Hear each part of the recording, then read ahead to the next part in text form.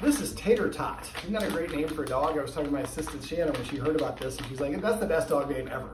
Tator Tot is, this is Tator Tot's roadmap to success. Tator Tot is a great dog, but he is confused about his position in the house. He actually bit one of the guardians to the point where he would not let go. And sit. Now, I talked to the guardian about some of this stuff. There's some interactions I think that the family did that were a little bit confusing for the dog. So the very first thing we did, he was in the kennel when we got here, when I got here. And so I showed the guardians how to let him out of the kennel in a structured way. And that's, you give me a kiss. So if we open the door when he's overexcited, he's going to run out, and that's the energy he's going to carry with him. And I think part of his problem today was he was in the kennel for too long, just because of a mishap. And then and he hasn't been getting exercise very much because his guardian actually had an injury that prevents his guardian from running. And so sit.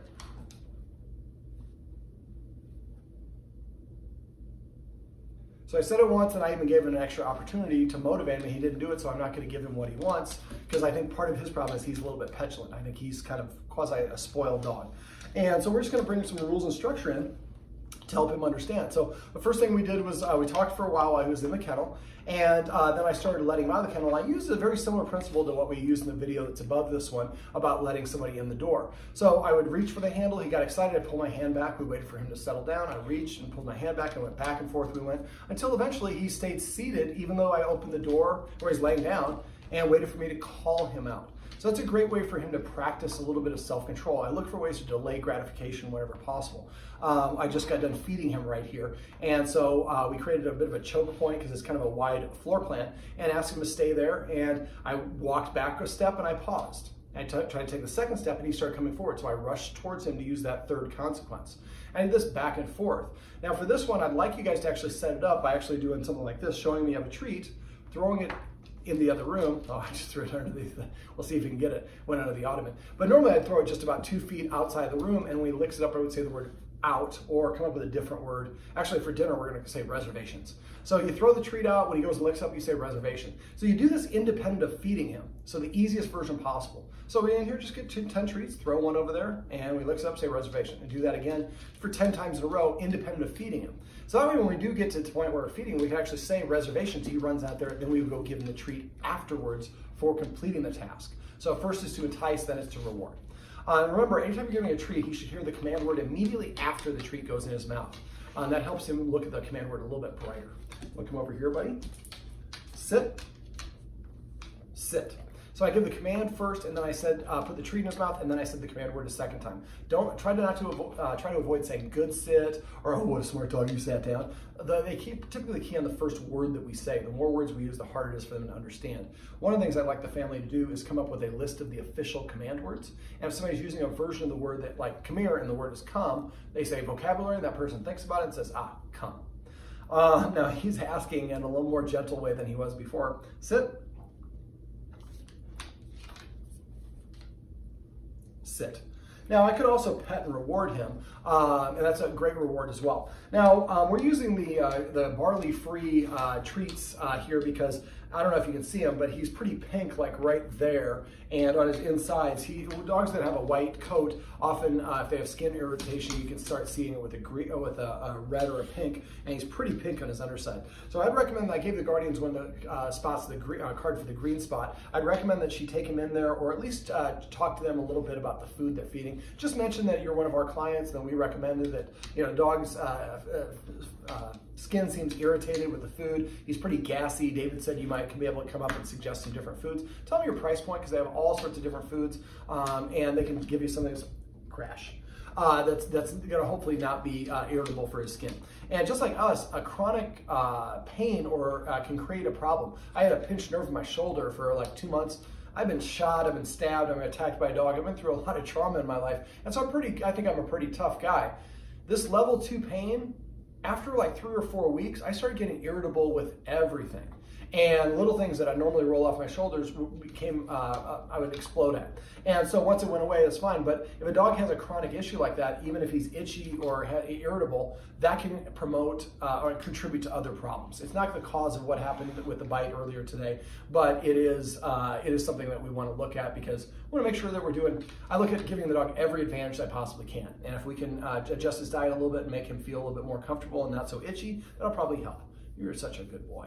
Okay, so let me see. We also, we started off talking about exercise because it's wintertime. We have the polar vortex dumping the coldest air possible in Nebraska right now. So I talked, and the Guardian, like I said, has an injury. So there's things we could do. Showed her how to do what I call the doggy stairmasters. And how many did you do? About 25? 25. About 25, and it made a big impact on him. So exercise is best for dogs sprinkled throughout the day. In short 5-10 minute exercise sessions. I like, well, depending on what the exercise is. I like pursuit games. Chasing a treat up and down stairs, that's a lot more energetic than just going for a walk.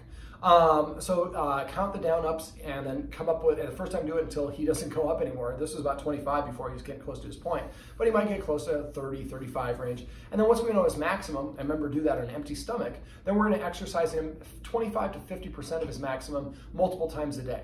Keep the exercise journal and write down the number of up downs, how long he chased the laser, the scent games, fetch games, whatever they are. And so you have some variety to it. And eventually you get to the point, how about a sit? How about a crash now? Come on, you can do it. I know it's cold floor. He doesn't really know crash yet. Does he have a command for down? I just lay down. Lay down. Lay down. Lay down. That cold floor. Yes, it's cold floor. He doesn't want to do it. So for passive training, I like to use the word crash. Some of my clients say chill. I have one client who's a baseball fan. They call it slide. But kind of coming up with this fun command word is just really helpful. So I'd like the family to come up with the official list of command words and then say vocabulary if somebody's using a different version of it. Okay, so the doggy stairmaster can be one way to do it. Chase and laser, fetch, scent games is also a really powerful one. So Google scent games. There's books and DVDs you can buy, but he might not have the best sniffer. He probably does. But see how he does. If he responds well, then find some scent games or play hide and seek with him. That's another way to drain some energy. So if you find, keep the exercise journal and write these things down throughout the day, and write down, the time and whatever the exercise was, the quantity or whatever it was. If he barks at somebody at the street or whatever, write that sort of stuff down as well. Write down when you feed him and anything else that's noteworthy that happens. And then after a while, you start noticing a trend. Every time it's longer than 4 hours before we exercise him, sit. That's when he gets rowdy or gets in trouble. So we'll start exercising him every 3.5 hours or 3 hours, 45 minutes. Exercise is going to not fix the problem, but it will make fixing the problems easier. We also talked about rules and structure. He didn't really have very many rules. He actually bit someone else while he was on the couch, and at that point, it became a rule that he's not allowed to be on the furniture. But he does sleep with the Guardian. So I would recommend that you try to get a dog bed and teach him to use the dog bed. And if you forgot how to do that, message me. I can have videos on my website I can share with you, show you how to do that. But the higher they are, the more rank or social status they have. And now if he gets on the bed and he's in one of those moods, we're not going to actually force him off the bed. I'm force free. So we're just going to touch his nose with a treat, throw it on the ground, and say off when he licks it up. And then at that point, we'd either put him in a kennel, but he's in a kennel probably for too long already to begin with, so I prefer not to. I prefer just to teach him how to stay on off the bed. Guardian said, however, as soon as he goes into the bedroom, he just jumps straight on the bed. Well, then we can practice that. Get the dog bed, another dog bed set up on the floor. When he goes in there and jumps on the dog bed, go sit on the dog bed. And when he comes over to you, give him a treat and come up with a unique command word for going to that specific dog bed. You should have a different designation than the dog bed over here in the living room. And any room that you guys hang out, there should be a dog bed for him, so that way he has a place to go so he doesn't try to get in the furniture. The higher his dog sits, more rank or status they have. So in this case, because he was fighting or bit someone related to the furniture, he should lose that privilege. I just wrote a column for the World Herald today. Actually, I think it came out yesterday. Yeah, it's Thursday. And it was, they have a dog with a history of food aggression. They have another dog super duper nice. And the child was eating food, and the dog that was super nice came up and sniffed. Well, the other dog that was food aggression attacked the other dog.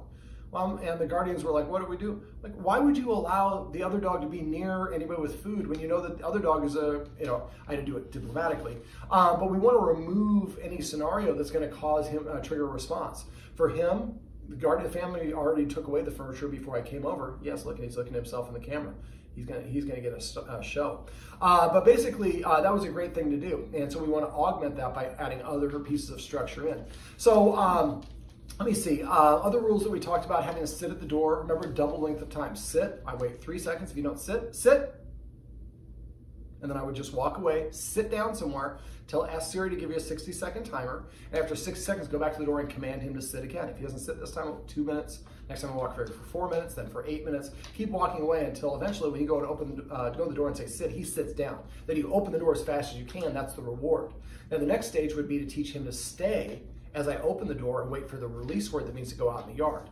I have a video for that as well, so message me if you want to go through that. Or just go to doggonproblems.com, click on dog training tips. On the right side of the page, there'll be a little search box. Just type in, wait at door, and that video will come up.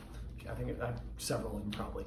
Okay, so other rules: not being allowed in the kitchen when we're eating food, not being allowed around the dining room when the humans are eating, preparing food or eating food. Also, we're going to stop giving him pretzels. The salt is not good for him. Also, it confuses him when he gets food that we get. It just confuses him into thinking that we have the same status. All the food he gets should be delivered in the bowl and only during mealtime. And if you go over to feed him, now he was a little bit sheepish when I came over. He didn't want to eat the food, so I just kind of tapped a couple times and we came up with a command word to eat using passive training.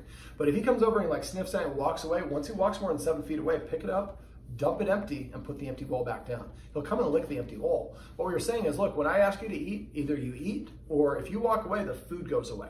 And then you don't eat it again until the next meal. My parents' dog went almost 4 days, went 4 days sit. That's passive training. Before it actually ate, but it had all sorts of eating problems, and that fixed the problem. And eating is the most important activity for dogs, so we just add a little dominion on it. Make it remember the human who's feeding should eat something first. I prefer to put food in the bowl, then I eat, then I give the dog permission to eat. For some dogs, that's a little bit more advanced. You might want to just eat something first and then put food in the bowl. But remember how I did this? Again, don't use the escalating consequences if he's getting aggressive. Now, he might grumble or growl a little bit. It's hard to read that. So if you're not sure, just err on the side of caution. But again, just throwing the treats out in reservation, when he comes in, you can just say reservation. Or you walk towards him. But again, don't be too passive about it. And definitely don't do it if he's really being aggressive, because that'll provoke a response. So that's that Goldilocks zone that we're looking in between the two. But that throwing the treats over there and teaching him to go there voluntarily is the best way to go. Let me see. Remember to microwave a piece of bacon or roast beef and pretend like you're cooking or eating food. And that way, when you cross the line, you can march towards him and make him leave. And again, also give him that directional commands. So go to every room in the house, go to every doorway, touch his nose with the treat, throw it right outside, and say out when he goes out. So it should be about 2 feet outside the doorway to that room. Comes back in, I toss another one, do the same thing. Do that with every doorway in the house. And then with 2 treats going out, then I repeat it one last time, but this time I stand outside the room and I throw the treat in here and I call it kitchen. Throw it in there and call it TV. Throw it in there and call it dining. So now we're creating a command word to go out of each room and to go into each room. Having a vocabulary is very, very important to helping our dog understand what we want, but that's only the first part of the equation. Dog can know what you want and still not want to do what you want. That's where we come into with the rules help with that, but that's really where structure helps. So I consider petting a dog our way of paying the dog. So I'm petting him when he's scratching at me. I'm rewarding him for scratching at me. If he jumps up and I pet him, I'm rewarding him for petting me or for jumping up on me. So instead what I do, if I want to engage with him, sit, sit. I pet him under his chin to facilitate that nose up orientation. And I say the word sit and nothing else. Now he puts his paw on top, you immediately stop petting. That's his domination move. And you're saying, hey, as soon as you tell me what to do, I lose interest. After a while, what will happen is he'll come start, and if he's already sitting, ask him to lie down. He just has to do something to change his state. After a while, what will happen is he'll come and sit in front of you to prepay for attention. When he does, make sure you recognize and reward him for that. Otherwise, he's going to go back to the other thing. Most of us train our dogs to misbehave because when it chooses the remote control, we chase it. When it barks at somebody, we chastise it. When it does the wrong thing, we yell at it or whatever it is. So for dogs, any attention is validating. So if I'm yelling at the dog, it's about the same thing as I'm praising them. So what I like to do is I don't like to punish dogs, or I don't believe in using force and all that fun stuff, but I do have consequences. So for the door, I go to the door and I say sit. If you don't sit within 3 seconds, I walk away and I sit down and I'm on to other things. And then I give the dog an opportunity a minute later. So I don't want to go outside. The dog wants to go outside. So if you want to go outside, you have to do something to earn it. You have to sit down. And if you can't be bothered to sit, I can't be bothered to open the door. So looking for ways to delay gratification, make him do something to earn that affection or earn permission to eat his food or go out the door or throw the ball for fetch or whatever it is, are great ways to help define a healthy leader-follower dynamic. Now, in addition to, if you're going out a door, he should go out at the same time or behind you. If he runs up and down stairs, teach him to wait at the stairs. I have videos for all that stuff on my website. I also talked about passive training, which is a little bit of what I was doing here. He's right over here off camera, so if he comes to me, I'm going to pet him and say the word C-O-M-E. Now, if I say it, he probably is going to come because he knows that word. He responded to it very well during the session. But I'm not going to try to influence him, even though I do have a treat here. He's given up on it. But as soon as he comes over to me, if he does, I'm going to pet him and reward it because that's a desirable action. Now, I didn't ask him or influence him to do it. I'm just rewarding him when he does it voluntarily. That's passive training. So every time he took his first bite of food, we're going to say the word sushi or taco. What do we say?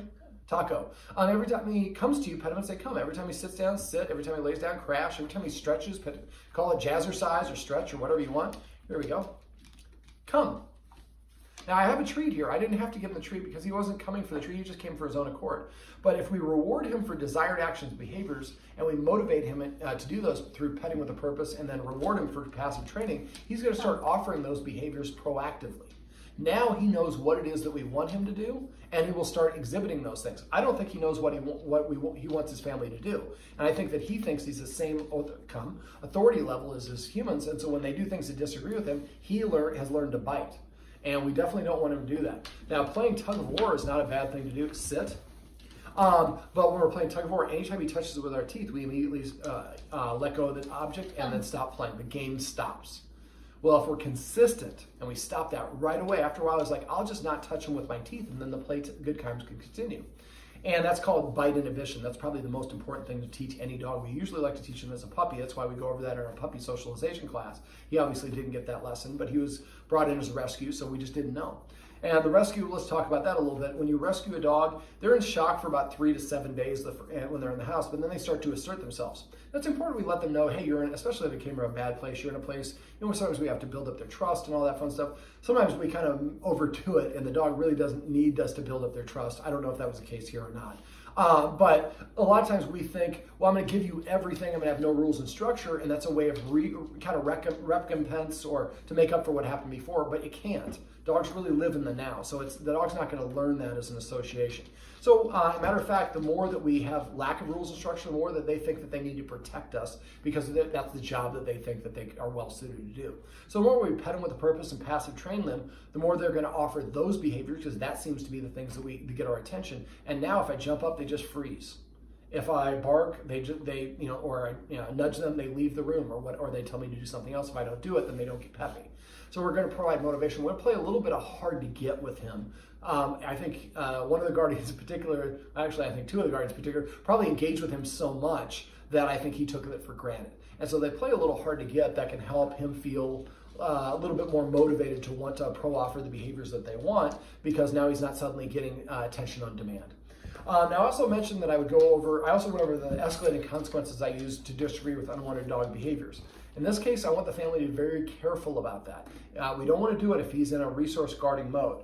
Now, if he does get in a resource guarding mode, which is usually a head down and they kind of if you come nearby, I have videos for that, and I go to my website and message me if that's the case. If you notice in a certain place is where he keeps on getting aggressive or around a certain object or whatever, we can teach him to get over that. I'm not going to go through because this video is going to be long enough, but I have videos on my website that go over that. So if that's the case, we want to just systematically deprogram that so he doesn't feel the need to protect his stuff. Now, I went over the escalating consequences. Again, those sit. Though I have videos on my website that explain what those are. Please feel free to call me or text me. But the guardian mentioned that he goes from nothing to a bite in like seconds. And that it happens pretty quick, but dogs almost never do it without a warning. That's called predatory aggression when they don't give a warning. That's usually exclusively something they do when they're hunting food. And so it's not necessary for him, and I think that he's probably giving warning signs, we're just not listening.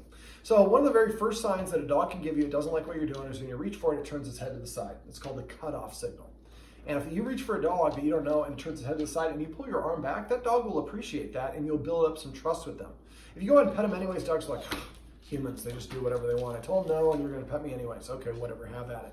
And I think there's been a little bit of interaction with him on certain things that I think he probably doesn't like, that he acquiesces to, that he really probably doesn't want to, but he feels he doesn't have the ability to. But if you catch him on the wrong day, which is probably what happened today, he decided to react, and we don't want to do those sort of things. So it was great. I'm just watching an interaction. The guardian's here, and the dog was there. She asked the dog to come. He doesn't come, and she only asked once, and then he whined and whimpered, and then he walked away. So eventually, every time she does that, he's like, man, next time she asks me to come, and I do come, she rewards me. If I don't get anything, and she is not bothered at all, well, that motivates him to want to come to her a little bit more often. So the warning signs is what I wanted to go over here. So usually turning the head to the side is a no. I don't want to engage. Licking lips can be a sign of stress or anxiety. Yawning, also the same sort of thing.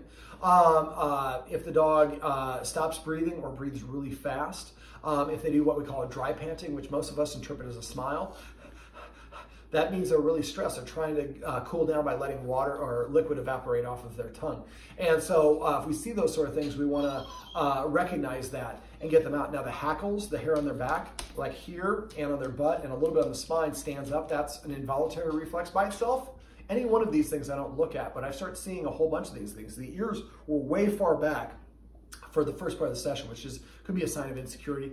Ears very far forward could be dominant. Very far back is could be getting ready to fight. It also far back can be a little more subordinate. Just like humans, there can be multiple communications for the same action. Let me see. Breathing heavy, stiffness, staring directly or staring away or intentionally looking away and not trying to look. And one of the most common and most serious one is moving very slowly. The guardian did notice that he starts moving slowly before he strikes. And so if he moves slowly, what we'd like to do is use that focus exercise that I taught the guardians off camera. And if you forgot how to do that, I actually have videos for that as well. So if you can catch him when he's just starting to stare or he starts getting stiff and you say focusing and gets him to come over to you, you got him out of that trouble. You redirect his attention. You can go ahead and cross if you want to let him out. He's whining, he wants to go potty. Well, we want to listen to the dog. So she's going to tell him to SIT, and if he does, then now she has a tendency to say it a little bit soft. So I want her to be a little bit more assertive in her command, and right there she said it a little bit up. Now she's, there we go. And so she did say it 3 times there. I'd like to normally once, but Roma wasn't built on the first day, so we got to all start somewhere. And normally, if she didn't sit, I would want her to walk away and sit down some more. If we stand, we look temporary or transitory. And right now, we've thrown a lot at him, so it's okay if he goes out without sitting. But again, teaching him to wait at the door would be another way to add on to it. I'd also, so if you see him giving those warning signs, or your gut tells you that he's uncomfortable or something's going to happen, get him out of there. And try not to do it with yelling, or sometimes that can be the catalyst that trips it up. And if you're the person he's kind of getting stiff for, what you want to do is turn sideways to him, and then take a step away and pause. Another step away and pause, sideways away from him. Front facing is confrontational, sideways is more approachable. So if you turn sideways to the dog and then move away, the dog's like, okay, they listened to what I said. Now the last thing, I'd like the guardians to get in the habit of training him to know new tricks in advance. He knows about 5 commands, but on average in the United States, dogs that know over 10 commands seem to have reached a level of confidence that helps them, prepares them to deal with other new situations. Just like humans, if I don't know what I'm doing and I'm frustrated, that makes me even more frustrated. And I know what I'm doing and I'm frustrated, I'm still more confident. And so teaching them a new trick or command once a week for the next, I'd like each of the guardians to pick 4 tricks or commands and then rotate. One teacher 1 week, and then all week long before you go out or eat your food, you got to roll over or whatever it is. And then next week, the next guardian takes over. And we teach the dog to do it, and then teach everybody the command, and all week long we practice this. And then next week the guardian does that as well. And then we repeat the whole process. Unless there's kind of a 4th quasi-guardian around here, then he might participate as well. But basically, just like us, if we have a mentor or a teacher that helps us through a tough part in our life, we have a lot of respect for them. We have a lot of appreciation for them. And so and that's a nice way to flip the leader-follower dynamic using positivity. We boost the dog's self-esteem. We give it a new skill, which gives us the ability to redirect him. He is associating us with with being a part of that. And so it really, it's beneficial in a lot of different ways. Same thing with petting with a purpose and passive training. Remember, paycheck means that I suspect you're petting without a purpose. Testify means you're missing an opportunity to reward the dog. And then come up with your own watchwords for different stuff. If somebody's repeating it, maybe you say repeat or DJ or whatever it is, and then the person stops doing whatever that is. But I think if we can teach him 12 to 16 new commands. And they can be super easy ones, like teaching him to do the circle. Try not to teach him too hard stuff. Go to YouTube. And the thing about dog training is there's a lot of different ways to achieve it. So if you're trying to teach the dog one way and he's not rolling over that way, look for other people who teach the dog to do that in a different way. Make sure it's only positive reinforcement. If it involves any punishment, don't do it. And when it comes to training, you want to keep your training sessions less than 90 seconds unless it's something that like the stay, where we want the dog to stay for a longer period of time. I also remember the target exercise. Target. And eventually get further and further away because we don't want to push him and manhandle him. If we get him to just follow our hand like that with the targeting exercise. So I got him to turn around to face the camera without physically touching him. And thank you, buddy. When he kisses you, say kiss it, or licks you, say kisses or smooches or whatever it is. The more command words that we have, like I said, the more effectively we can communicate with him and the better he is. Get a dog bed. Remember to throw those treats in the dog bed as well. Come. When you're playing fetch, make sure you say fetch 3 times. As I throw it, I say fetch. When the dog picks it up, I say fetch. Then I hold the treat here. When the dog drops it, I pop the treat in the mouth and say fetch the last time. And then when he has objects in his mouth, hold the treat up in front of him. As soon as he drops it, pop in his treat, his mouth, and say drop. Anything else I've forgotten that you want to go over? This is a late night one for me. I had a canceled session, and fortunately the guardian called me because of what happened. I made an exception to come out. Normally I would do it this late, but come here, buddy. Tater. That's right here.